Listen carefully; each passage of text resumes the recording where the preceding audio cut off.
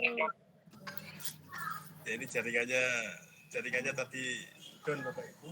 Malah sekarang wifi-nya ini udah indikator merah. Ini apa ya? Kok aneh gini wifi ini? Nggak apa-apa, saya pakai wifi yang lain Bapak Ibu. Terus saya menggunakan 2 perangkat sekarang. Yang pertama pakai laptop, yang kedua pakai HP sebagai kontrol nanti. Kalau misalnya jaringannya down lagi dan saya harus terlempar.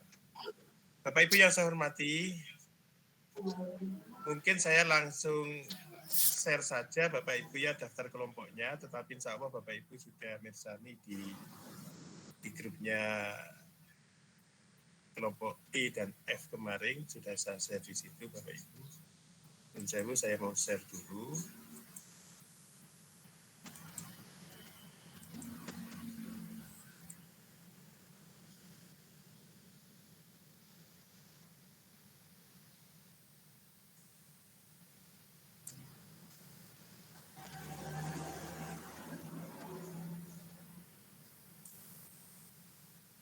Bisa dipirsani Bapak Ibu nggih? Nggih, Pak. Nggih, alhamdulillah. Jadi ini adalah daftar kelompok kita Bapak Ibu. Daftar kelompok ruang kolaborasi modul 3.1, di mana modul 3.1 ini judulnya adalah pengambilan keputusan sebagai pemimpin pembelajaran. Rabu 13 April 2022 jam 13.30 jadwal untuk kelas E. Kelompok A terdiri dari Bu Sri Rahayu, Pak Edianto, dan Bu Tuti Yuniarsih.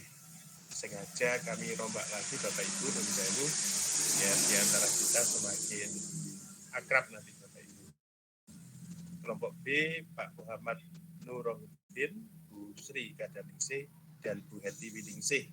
Ini adalah kelompok B. Sedangkan kelompok C, Bu Suharni, Bu Siti Aidi, Pak Eko Nugroho Yulianto, kelompok C. Dan kelompok D adalah Bu Aprilia Ratna Ningtyas, Pak Muhammad Tauhid, Pak Raspo Sigit, Pamungkas, Bu Lika Marlina.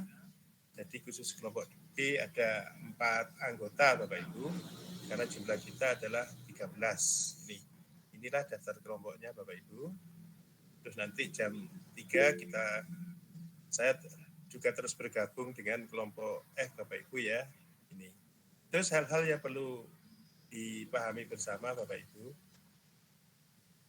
Yang pertama, kita harapkan kita hadir di meeting room tepat waktu. Alhamdulillah kelompok E tadi hadir tepat waktu. Cuma jaringan saya yang down sehingga sempat terlempar tadi Bapak Ibu. Sekarang hari Rabu 13 April 2022 adalah sesi pertama. Karena besok masih ada kegiatan lagi untuk sesi kedua pada hari Kamis Bapak Ibu. Jadi bagaimana kegiatan untuk hari Rabu ini? Kelompok menetapkan studi kasus yang isinya studi kasus itu adalah memuat tentang paradigma DE. Ini Bapak Ibu nggih. Yang kedua, prinsip pengambilan keputusan. Yang ketiga adalah 9 langkah pengujian keputusan, dan nanti studi kasus itu adalah dianalisa. Ini. Terus yang berikutnya, besok Bapak Ibu, studi kasus itu nanti akan dipresentasikan, tetapi jadwal kelompok E nanti di jam 15.00. Karena jam 13.30 nanti jadwalnya kelompok F. Jadi gantian. Mudah-mudahan ini bisa adil gitu, Bapak Ibu nggih. Terus yang berikutnya, begitu selesai sesi besok, tidak usah menunggu waktu lama Bapak Ibu nggih, segera diunggah di LMS. Hasil dari presentasi kita itu Bapak Ibu. Bapak Ibu yang saya hormati, mumpung masih ingat, ada beberapa tugas yang kemarin masih menjadi tanggungan bagi Bapak Ibu sebagian, itu tidak semua tetapi sebagian. Saya harapkan nanti Bapak Ibu terus meng-cross check modul 2 di cross check walaupun kemarin berakhir tanggal 7 April itu untuk kegiatan dari modul 2, tetapi saya harapkan biar Bapak Ibu mendapatkan nilai, Bapak Ibu nilainya tidak kosong. Oleh karena itu walaupun kita sudah terlambat melebihi waktu dari ketentuan modul 2, jadi mohon saya harapkan Bapak Ibu yang ada di kelompok ini tetap mengerjakan tugas-tugas yang belum selesai. Sehingga kita tetap punya nilai Bapak Ibu, nggih. Itu.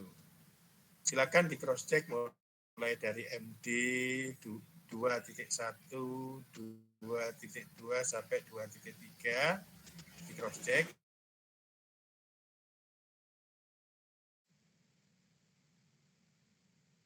Nggak salah pembelajaran sosial emosional, dan 2.3 itu kalau nggak salah kucing, kalau nggak salah Bapak Ibu ya, itu. Jadi saya harapkan mulai dari MD, terus eksplorasi konsep, mungkin ada di ruang kolaborasi juga Bapak Ibu nggih, mungkin ada refleksi terbimbing, terus demonstrasi kontekstual, terus koneksi antar materi, dan aksi nyata. Saya harapkan Bapak Ibu tetap menyelesaikan gitu loh, walaupun tanggalnya sudah berakhir tanggal 7 April kemarin. Silakan nanti diselesaikan Bapak Ibu.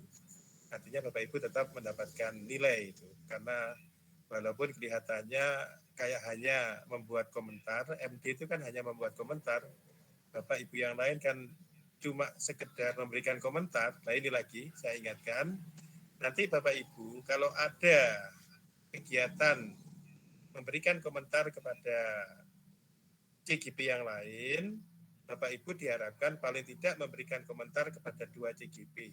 Ini Bapak Ibu, saya ambil contoh begini. Pak Edi berkomentar, silakan teman-teman itu memberikan komentar nanti. Misalnya Pak Edi dan Bu Sri Rahayu sudah memberikan komentar di LMS. Bagaimana Pak Edi? Pak Edi harus memberikan komentar kepada Bu Sri Rahayu dan kepada Bu Lika misalnya. Jadi itu adalah prasyarat Bapak Ibu agar LMS kita itu cepat mendapatkan centang hijau itu Bapak Ibu. Jadi saya harapkan semuanya tetap diselesaikan sehingga Bapak Ibu tidak kosong nilainya. Walaupun untuk modul 2 itu kita sudah melampaui waktu yang telah ditentukan. Tapi saya harapkan tetap diisi.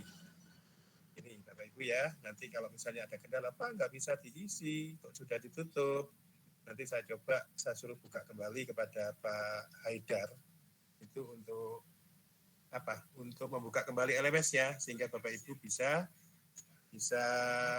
menyelesaikan tugas-tugas itu dengan baik. Juga kepada tugas-tugas di 3.1 ini Bapak Ibu.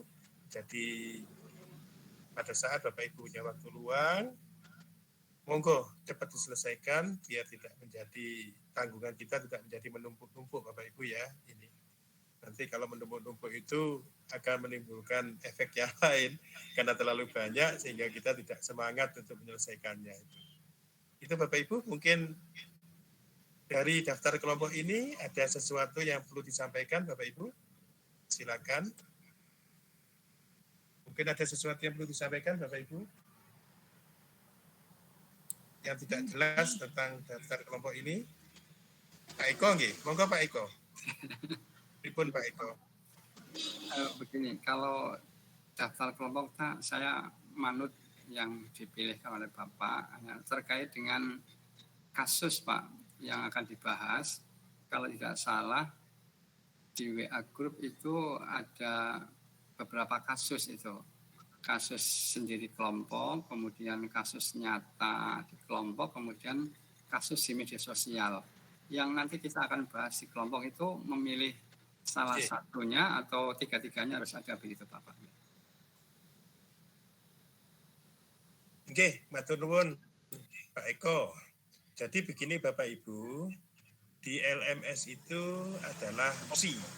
Ada 3 opsi yang ditawarkan kepada kita Bapak Ibu ya. Saya coba buka LMS-nya ini. Ini Bapak Ibu, mudah-mudahan bisa dilihat. Masih belum terbuka Bapak Ibu. Sebentar, sudah mulai terbuka insya Allah. Alhamdulillah. ini ruang kolaborasi gitu Bapak Ibu ya. Tadi sudah kita membuat tujuan pembelajaran khususnya saja dulu Bapak Ibu. Ini tujuannya dari kegiatan ruang kolaborasi ini Bapak Ibu.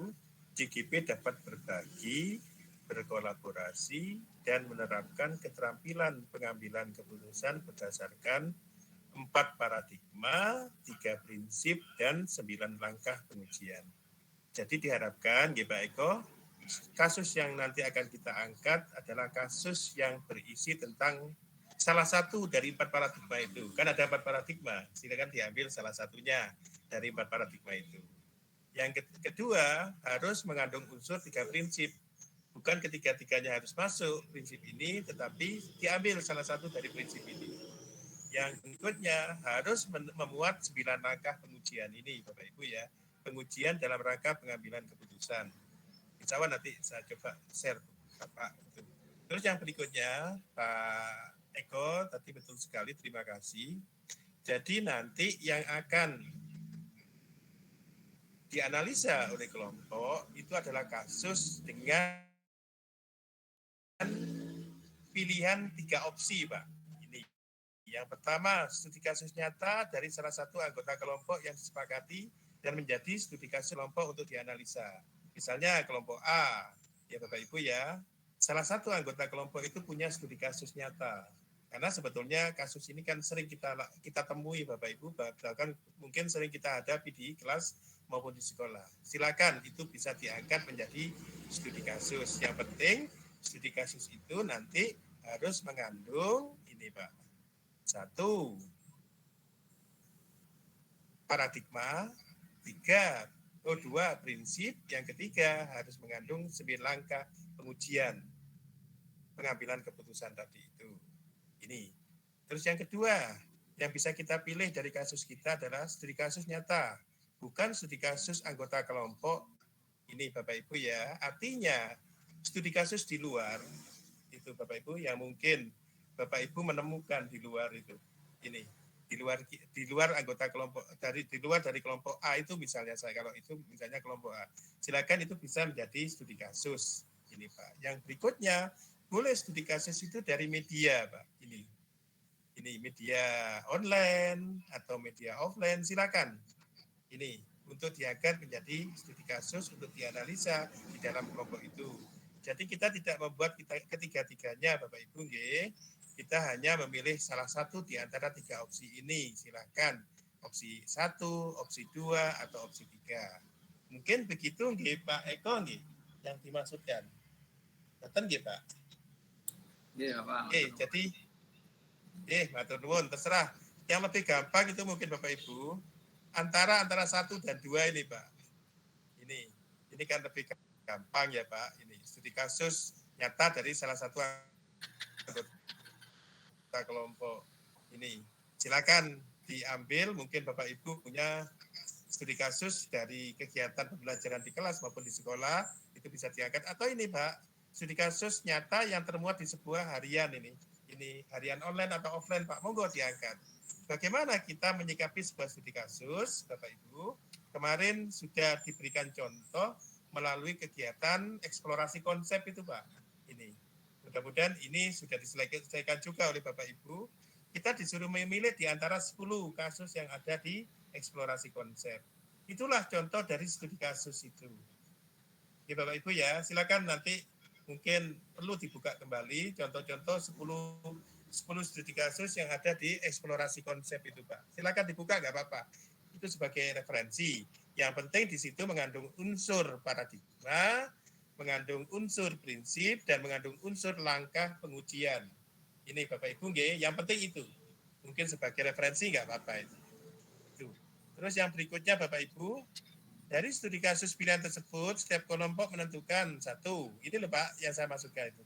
Paradigma apa yang sebaiknya digunakan dalam studi kasus tersebut? Itu kan ada 4, Pak. Silakan pilih di antara 4 itu. Ya Bapak Ibu ya, silakan dipilih di antara 4 paradigma itu, Pak. Tidak mesti harus semua paradigma itu harus dimasukkan, Bapak Ibu. Ini yang dimaksud 4 paradigma itu misalnya 1 ya, Pak. Paradigma individu melawan masyarakat ini, Pak. kepentingan individu melawan kepentingan masyarakat. Itu paradigma yang pertama. Silakan, mungkin bernuansa seperti itu tidak apa-apa. Yang kedua, paradigma rasa keadilan melawan rasa kasihan. Dalam posisi yang lain ini nilai keadilan, tapi dalam segi yang lain ini adalah rasa kasihan. Bagaimana? Mungkin nuansanya seperti itu. Yang ketiga, paradigma kebenaran dan kesetiaan, melawan kesetiaan. Ini Bapak Ibu, ini kan istilahnya itu apa? Dilema kan Bapak Ibu, ini kan dilema etika ini. Dalam sisi siswa itu putra kita, tapi dalam sisi lain dia itu harus juga diperlakukan secara objektif. Itu dia dilema etika loh Bu. Bapak misalnya Bapak Ibu punya teman dan kebetulan putra putri teman itu sekolah di sekolah Bapak Ibu, terutama dalam hal memberikan nilai, ini kan begitu Pak. Dalam sisi lain kita berhadapan dengan lah jelek gitu Bapak Ibu ya. Tapi dalam sisi lain kita harus memperjuangkan kebenaran. Ini pripun nanti kita mengambil keputusan, itu salah satu paradigma yang bisa kita pilih. Paradigma yang keempat itu bersifat jangka pendek atau jangka panjang. Jadi kemanfaatannya Bapak Ibu ya. Dalam sisi lain orang ada yang mengejar jangka pendek, yang penting untuk kebutuhan sekarang. Tapi dalam sisi lain, yang kebutuhan akan datang juga harus kita pertimbangkan. Kadang-kadang nuansa berpikir kita begitu.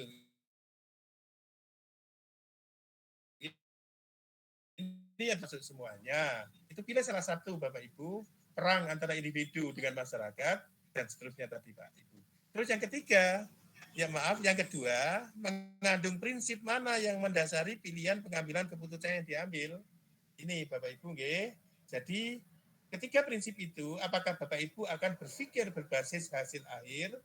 Ini Bapak Ibu biasanya disingkat dengan N-based thinking ya Bapak Ibu ya, berpikir hasil akhir. Yang kedua, berpikir berbasis peraturan atau berpikir berbasis rasa peduli. Tidak mesti ketiga-tiganya masuk. Ya Bapak Ibu silakan mencari studi kasusnya. Ini yang berikutnya Bapak Ibu harus mengandung unsur 9 dasar pertimbangan kita Bapak Ibu ya. 9 langkah itu misalnya 1 mengenali nilai-nilai, ya pokoknya ada lah Bapak Ibu 9 langkah di situ. Ada semuanya di LMS Bapak Ibu, silakan diambil nanti. Tidak mesti 9 langkah itu harus masuk semuanya. Bisa beberapa langkah Bapak Ibu ya. Ini tidak mesti harus semuanya masuk Pak. Jadi studi kasus itu tergantung situasi dan kondisinya juga itu Bapak Ibu. Ini terus saya lanjutkan Bapak Ibu di LMS itu. Setiap anggota kelompok hendaknya membagi pengalaman dan gagasannya dalam pengambilan keputusan terhadap studi kasus pilihan. Perhatikan daftar checklist di bawah ini. Nah ini loh Bapak Ibu, ini adalah cross check. Apakah studi kasus itu sudah masuk dalam kategori yang diharapkan? Ini cross check-nya Pak.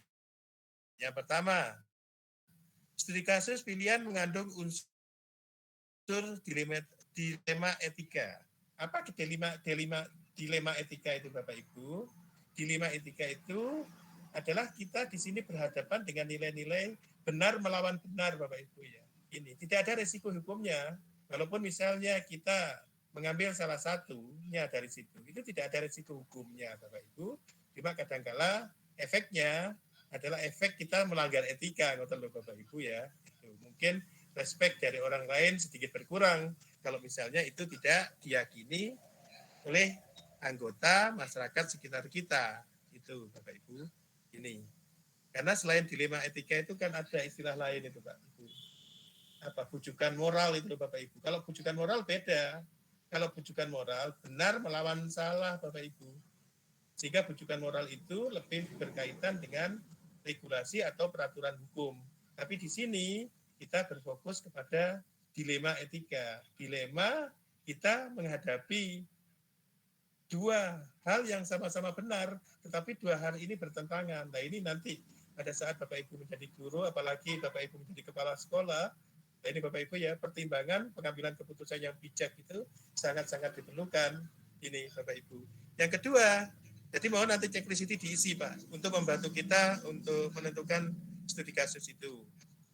Ini silakan di checklist, ada atau tidak. Kalau tidak ada ya berarti nanti kita mencoba mencari studi kasus yang lain. Terus yang kedua, memuat salah satu paradigma dari 4 paradigma dilema Atikae tadi. Silakan dipilih. Itu Bapak Ibu ya, silakan dipilih dari 4 paradigma yang saya sampaikan tadi itu Bapak Ibu. Itu silakan dipilih. Terus yang berikutnya, memuat salah satu dari prinsip tadi. Apakah berbasis kepada hasil akhir, apakah berbasis kepada peraturan, apakah berbasis kepada rasa peduli. Itu kan 3 prinsip yang dimaksudkan. Yang keempat, memuat 9 langkah pengujian untuk menguji ketepatan pengambilan keputusan. Ini memuat 9 langkah pengujian untuk menguji ketepatan pengambilan keputusan. Silakan nanti dibuka Bapak Ibu. Nomor 5, memuat hal-hal menarik atau tidak terduga yang ditemui dalam menganalisis studi kasus pilihan tersebut. Ini Bapak Ibu, artinya hal-hal yang tidak umum Bapak. Ini sehingga yang tidak umum itu dikatakan sebagai hal-hal yang menarik. Nomor 6, hasil penugasan masing-masing anggota telah diserahkan sebelum tenggat waktu. Ini Bapak Ibu ya, oleh karena itu saya harapkan begitu selesai silakan langsung diunggah sehingga kita tidak merasa punya tanggungan ngoten lho Bapak Ibu, saya maksudkan begitu karena setelah itu masih banyak tugas-tugas yang harus kita selesaikan, tugas 3.2 dan tugas 3.3, masih lagi tugas-tugas di kegiatan lokakarya yang dibersamai oleh teman-teman pengajar praktek itu Bapak Ibu. Itu nomor 7, setiap anggota telah menyepakati paradigma prinsip hasil pengujian yang telah disepakati bersama dan siap mempresentasikan ke forum ini Bapak Ibu ya. Jadi studi kasus itu adalah kesepakatan dari anggota di dalam kelompok itu. Nomor 8, hasil pengeditan terakhir telah dilakukan masing-masing anggota. Silakan nanti dari presentasi itu perlu diedit tidak apa-apa ya Bapak Ibu ya, sesuaikan untuk menjadi lebih sempurna lagi. Ini Bapak Ibu, tuangkan hasil kerja kelompok dalam format presentasi. Silakan mungkin akan dipresentasikan dalam bentuk PowerPoint atau bagaimana terserah. Selanjutnya, perhatikan rubrik penilaian yang telah disediakan untuk penilaian kualitas isi. Nah ini Bapak Ibu, jadi nilai itu nanti akan dilihat dari rubriknya. Oleh karena itu pada kesempatan ini Bapak Ibu, saya perkenalkan rubriknya Bapak Ibu nggih. Nah, coba ini saya tutup dulu. Saya perkenalkan rubriknya Bapak Ibu. Ini rubrik penilaiannya Pak. Inilah nanti yang akan menjadi dasar pertimbangan penilaian kita Bapak Ibu. Rubrik assessment untuk penilaian kualitas isi dari studi kasus pilihan, pemilihan paradigma, prinsip, dan 9 langkah pengujian, serta bentuk kerjasama bersama yang diperlihatkan pada saat forum diskusi. Ini Bapak Ibu. Jadi inilah rubrik penilaiannya. Ini yang akan mendasari penilaian kita Bapak Ibu semuanya nanti. Ini yang bagian terakhir, ini adalah poin 4 poin Bapak Ibu ya. Ini poin tertinggi. Saya harapkan teman-teman semuanya nanti akan mendapatkan 4 poin, bukan 3 poin, 1 poin. Ini Bapak Ibu. Jadi poin tertinggi itu adalah di bagian yang kolom 1, 2, 3, 4, 5 ini. Saya ambil contoh ini. Kualitas isi materi studi kasus pilihan, bobotnya 50% dari semua penilaian, Pak. Ini untuk mendapatkan 4 poin, maka studi kasus kita harus, ini Pak, saya bacakan, nun sewu Bapak Ibu. Insya Allah nanti, tadi sudah saya share juga ini di WA grup ini. Pemilihan studi kasus sangat baik dan tepat, mengandung unsur dilema etika, pemilihan paradigma, prinsip yang dianut, serta 9 langkah pengujian telah tampak dan disajikan dengan sangat baik. Ada unsur refleksi dari hasil pengujian yang menarik atau mengandung unsur tak terduga. Penyajiannya utuh, runtut, komprehensif, dan mudah diikuti. Nah, ini Pak. Jadi kalau studi kasus kita sudah masuk dalam unsur yang kolom nomor 5 ini Bapak Ibu ya. Jadi Bapak Ibu nanti mendapatkan poin 4. Ini. Terus yang berikutnya, unsur yang dinilai Bapak Ibu, efektivitas penyampaian atau penyajian studi kasus. Bobotnya 25% dari penilaian itu. Agar mendapatkan 4 poin, maka studi kasus kita harus penyampaian kelompok sangat baik, penggunaan bahasa sangat komunikatif, pemilihan kata dan proyeksi vokal setiap anggota tampak harmonis dan kompak. Setiap anggota kelompok tampak berkontribusi dan bertanggung jawab. Terlihat dari presentasi materi yang menjadi bagiannya, penyajian secara keseluruhan sangat baik. Ini Bapak Ibu. Jadi pada ini biasanya dilihat pada saat kita melakukan presentasi. Jadi betul sekali, nanti silakan dibuat siapa ketuanya, siapa moderatornya, dan siapa presenternya Bapak Ibu ya. Itu. Terus pertimbangan yang ketiga adalah masukan atau tanggapan. Ini Pak. Agar mendapatkan 4 poin, kelompok sangat aktif dan apresiatif dalam memberikan tanggapan atau masukan konstruktif kepada kelompok penyaji. Ini untuk kelompok apa? Kelompok audien Bapak Ibu ya, atau kelompok penanggap ini. Seluruh anggota kelompok tampak menyimak dan memberikan perhatian penuh pada saat kelompok penyaji memberikan presentasi. Jadi ini di luar dari kelompok presentasi. Itu bobotnya 15%. Agar mendapatkan 4 poin, maka kita harus memenuhi unsur yang di kolom nomor 5 ini. Yang terakhir, pengaturan waktu, itu bobotnya 10% Bapak Ibu. Agar mendapatkan 4 poin, maka di sini sangat baik dalam pengaturan waktu. Penyampaian materi padat dan dengan waktu yang sangat efektif. Waktu yang diberikan antara 3-5 menit dipergunakan dengan baik. Ini Bapak Ibu. Ini sudah saya share juga, silakan Bapak Ibu Pirsani, Bapak Ibu Nggih, sehingga kita harapkan semua teman-teman di kelas ini mendapatkan nilai 100 atau nilai sempurna Bapak Ibu ya. Semoga nanti mendapatkan nilai sempurna untuk kegiatan dari ruang kolaborasi. Mungkin itu Bapak Ibu, ada sesuatu yang perlu disampaikan, monggo kami aturi. Silakan. Ada Bapak Ibu? Tidak ada? Pak Edi, Pak. Oke, sebentar. Pak, ya. Monggo Pak, kami aturi Pak.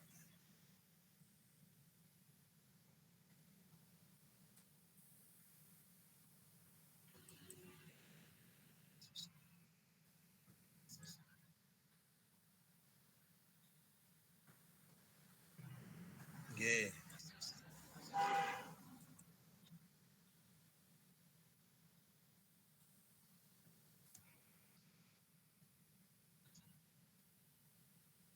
Oke. Sebetulnya tidak ada ketentuan seperti itu nggih Pak Edianto ya. Tetapi karena ini tujuannya Bapak Ibu ya, tujuannya kan dalam rangka ini Pak.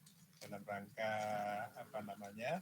Dalam rangka sesuai dengan judul modul 3 Bapak Ibu nggih, pemimpin pembelajaran dalam rangka pengembangan sekolah, wabil khusus di modul 3.1 pengambilan keputusan sebagai pemimpin pembelajaran.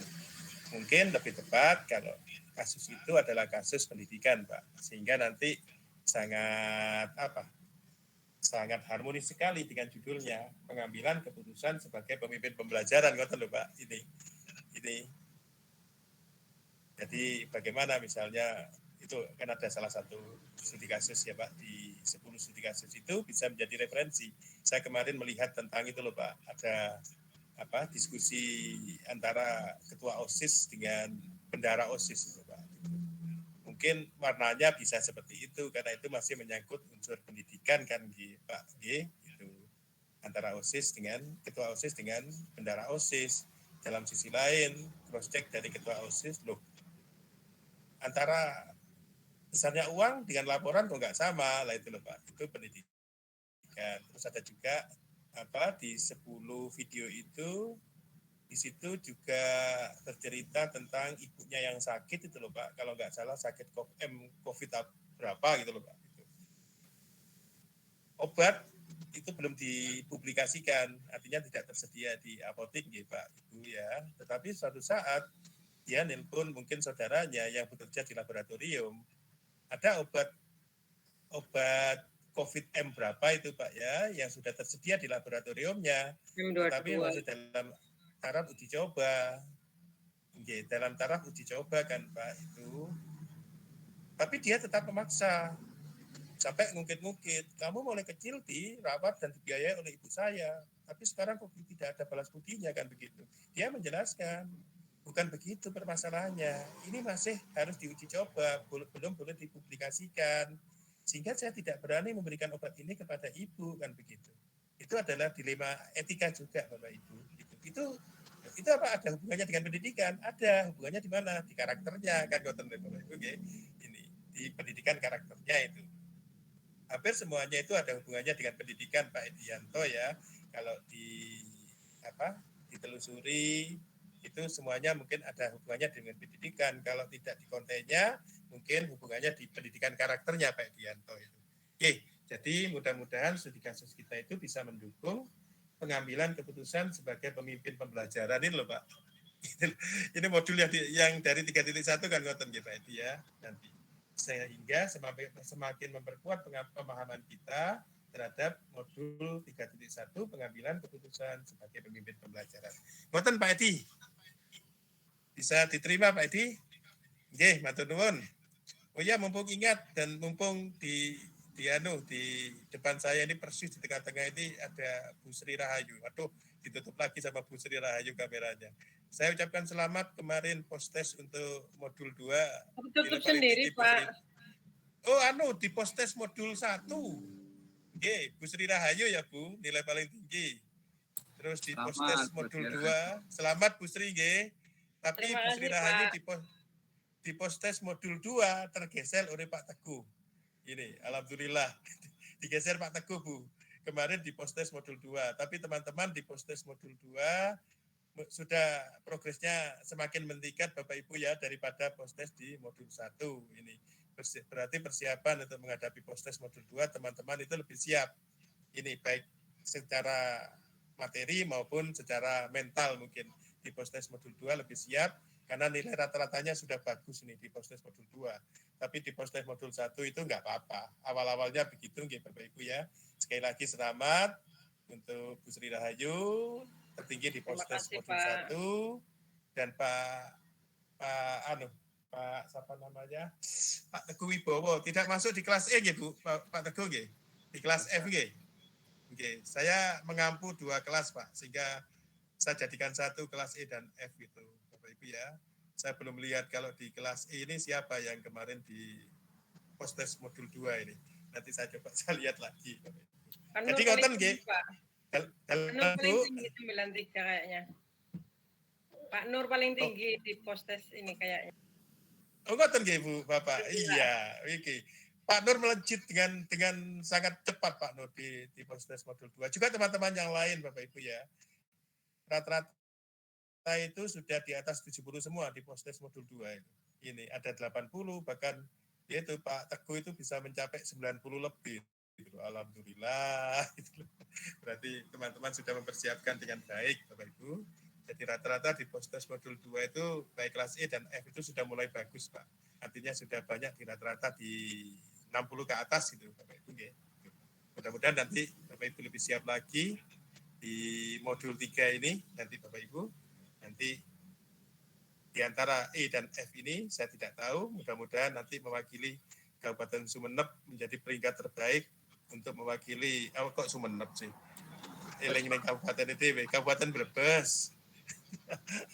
Gak konsen pisan ya Bu. Ada resiko ya Bu, ada resiko lapar dengan produktivitas berbicara. Nggih Pak Muhammad Tauhid nggih.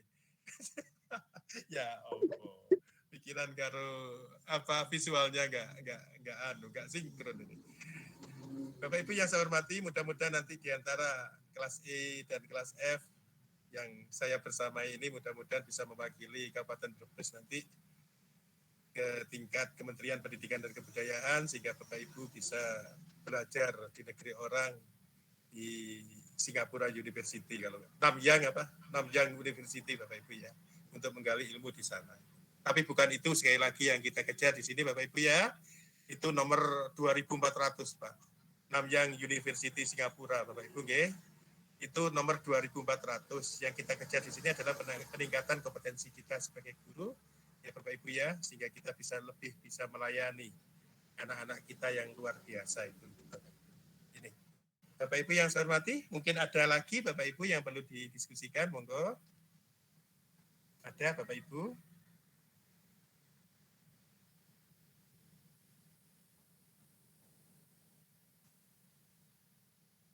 Enggak ada Pak, saya coba share lagi ya Pak, hanya sekedar share saja untuk 9 langkah itu Bapak Ibu. Walaupun sebetulnya di LMS juga ada Pak, cuma saya hanya mengenalkan saja.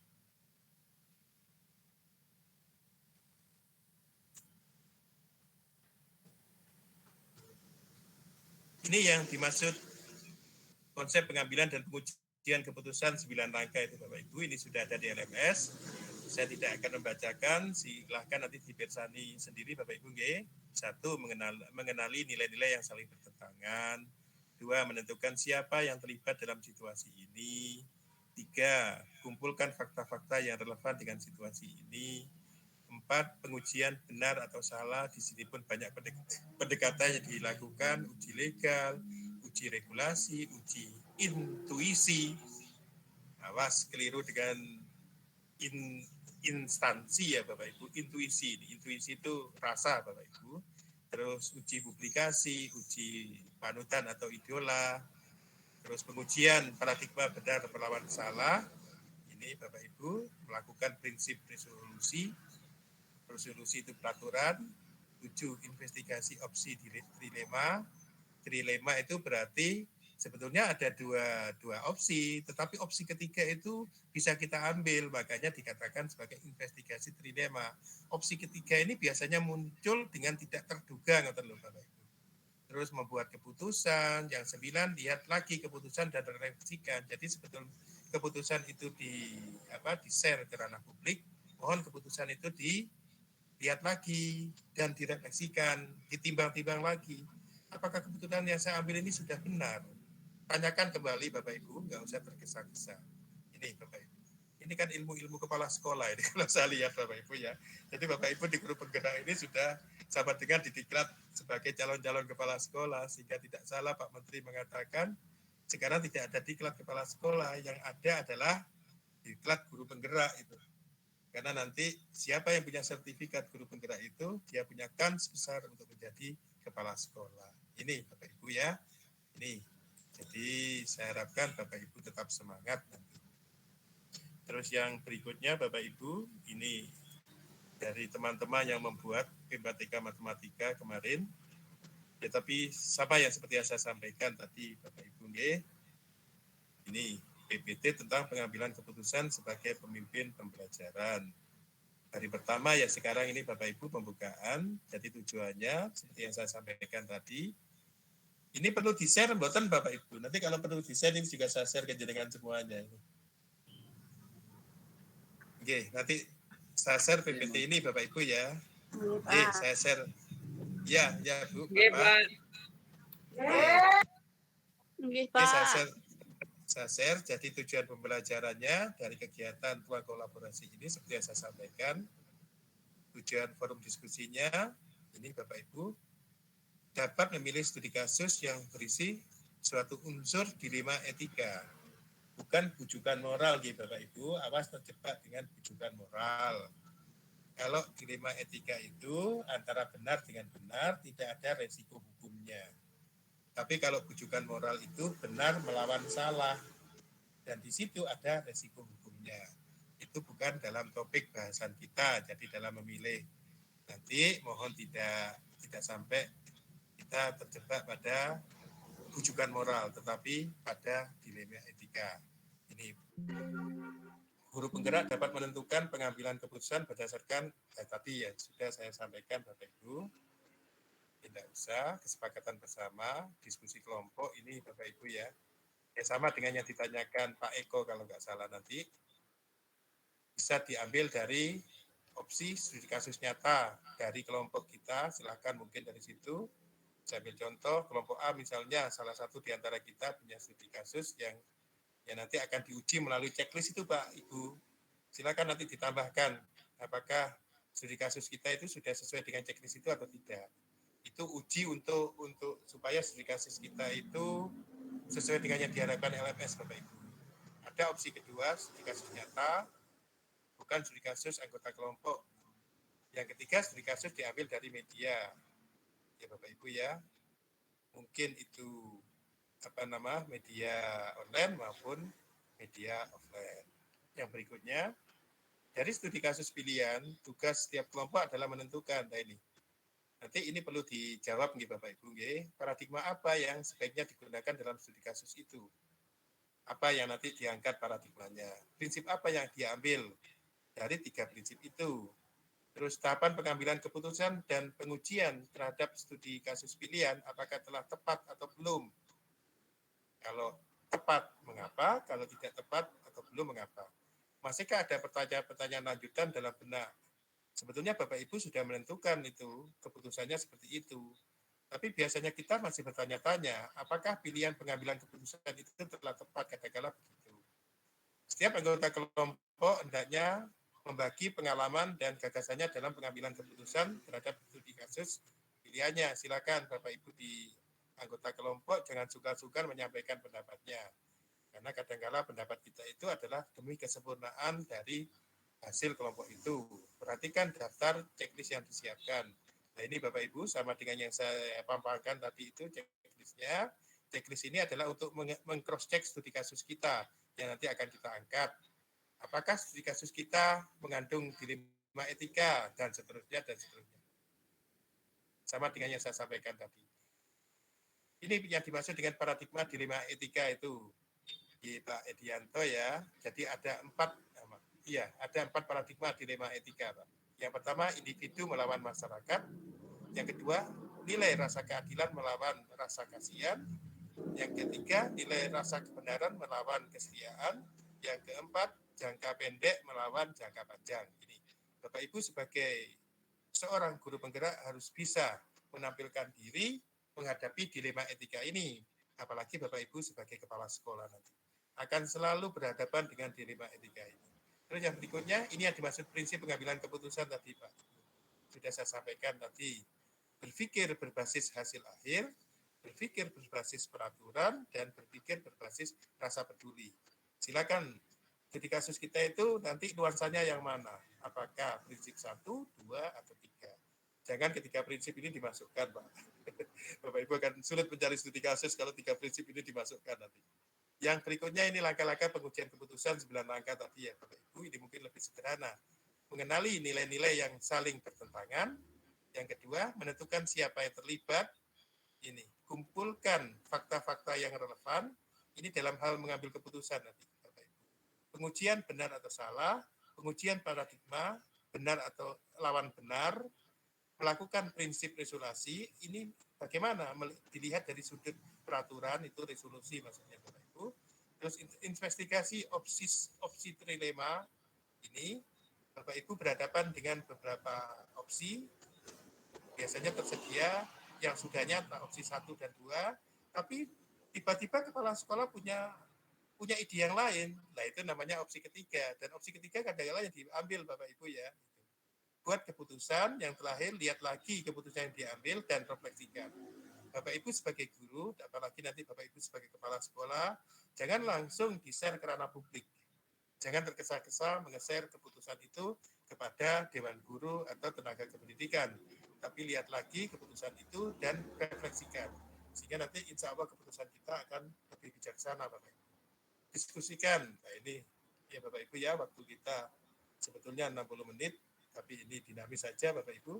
Tentukan studi kasus pilihannya, buat slide presentasi sesuai dengan tugas kelompok, sesuai dengan instruksi tadi.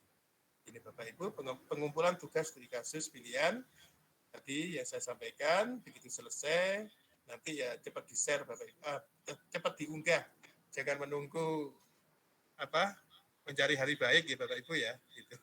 Terus agenda selanjutnya presentasi kelompok dan tanggapan Bapak Ibu seperti biasanya penutup. Ini.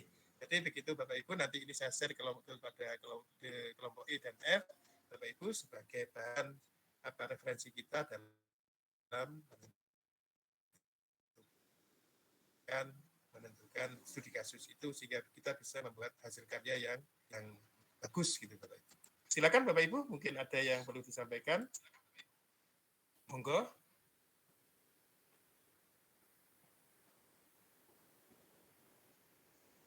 Bu Sri Rahayu, mungkin. Bu Heti Winingsih, gimana situasi sinyalnya Bu Heti? Bersahabat ya Bu Heti? Alhamdulillah sedang bersahabat, Pak. Oke, ya begitulah ya Bu. Justru itu nanti yang akan menjadi memori tersendiri bagi Bu Heti pada saat mencari sinyal sampai ke pinggir sawah itu loh Bu. Itu memori yang tidak ada duanya itu Bapak Ibu ya. Ini sehingga kita nanti akan betul-betul memanfaatkan pengalaman-pengalaman yang selama di kegiatan CGP ini dengan baik Bapak. Oke. Ada pertanyaan Pak Edi nggih Pak Edi? Buka mic-nya. Pripun Pak Edi? Pak Edi dulu. Nggih, jadi nanti setelah itu Bu Heti nggih, ini Pak Edi dulu. Jadi diskusinya Bapak Ibu, kalau memang Bapak Ibu nggak keberatan, ini untuk memperkuat laporan saya sebetulnya Bapak Ibu ya. Sebetulnya setelah ini, tapi saya lihat situasinya sekarang Ramadan. Saya tahu diri loh Bapak Ibu. Ini situasinya Ramadan, terus yang kedua kita tidak punya banyak cukup waktu gitu Pak Ibu. Sekarang saja sudah 14.32. Tadi kita mulai 13.30, sekarang 14.32. Waktu kita itu paling-paling tinggal 30 menit Pak. Karena waktu hitungnya 1 jam pelajaran itu bukan 60 menit tetapi 45. Ini Bapak Ibu ya, itu. Jadi untuk diskusinya monggo nanti saya serahkan kepada Bapak Ibu semuanya. Diskusi sampai lali Pak Edianto, mudah-mudahan Pak Edianto ngerekam itu. Sampai lupa saya Pak Edianto nggak tak rekam Pak.